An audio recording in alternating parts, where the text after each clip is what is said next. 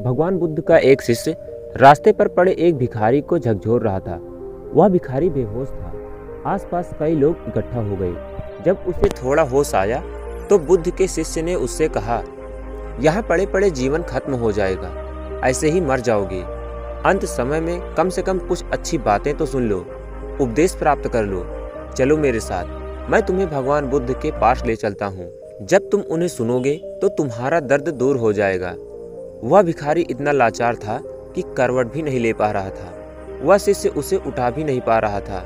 शिष्य बोला, तुम यहीं ठहरो, मैं भगवान बुद्ध के पास जाता हूँ, उन्हें सूचना देता हूँ, वे कुछ न कुछ जरूर करेंगे। शिष्य बुद्ध के पास पहुँचा और बुद्ध को उस भिखारी की स्थिति बताई और कहा, मैंने ये प्रयास किया कि मैं उसे आपके पास ले आऊं। अंत समय में वह भी आपके उपदेश सुन ले, लेकिन वह लाचार है, यहाँ नहीं आ सकता। आप ही बताइए, अब क्या किया जाए? बुद्ध ने कहा, करना क्या है, चलो हम ही उसके पास चलते हैं। बुद्ध वहाँ गए। आसपास कई लोग इकट्ठा हो गए थे। सभी ने सोचा कि बुद्ध उपदेश देंगे तो हम भी सुन लेंगे। बुद्ध ने कहा, ठहरो, सबसे पहले कुछ भोजन की व्यवस्था करो और इसे खाने के लिए दो।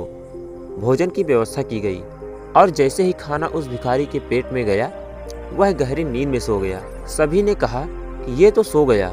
बुद्ध ने कहा, हमारा काम हो गया, चलो अब हम यहाँ से चलते हैं।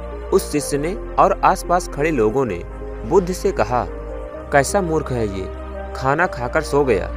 आप यहाँ थे, इसने उपदेश भी नहीं लिया।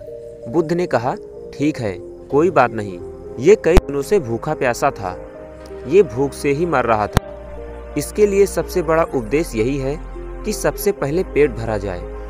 अगर कोई व्यक्ति भूखा है तो वह धर्म का मर्म नहीं समझेगा। तुम लोग यही भूल कर रहे हो। सबसे पहले व्यक्ति को जो आवश्यकताएं हैं उन्हें पूरा करना चाहिए, उसके बाद ज्ञान की बातें करनी चाहिए।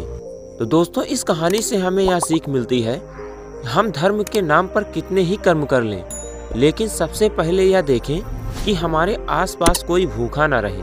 किसी का पेट भरने के बाद ही हम उसका हृदय भर सकते हैं, अंततः हम उसका हृदय नहीं भर सकते। धन्यवाद।